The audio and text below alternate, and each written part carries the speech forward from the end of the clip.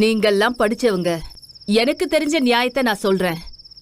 தப்பா இருந்தா இதை எடுத்து நடிங்க, சரியா இருந்தா என்ன பண்ணணுமோ அதை பண்ணுங்க. நீங்களே சொல்லுங்கம்மா, இந்த அப்பாவி பொண்ணுங்க என்ன பண்ணுவாங்க? இருக்கிறவன் ஒழுங்கா இருந்தா சரக்கிறவன் ஒழுங்கா சரிப்பான்னு பழமொழி இருக்கு.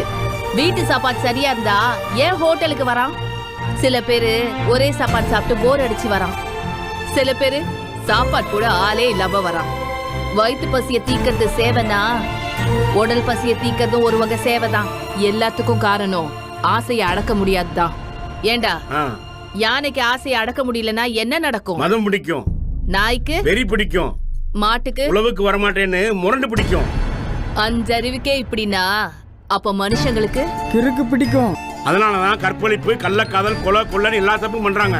இவங்க இருக்கிறதுனாலதான் குற்றங்கள்லாம் குறையுது. இவங்களும் இல்லைன்னா நாடே நாசமா போயிடும்.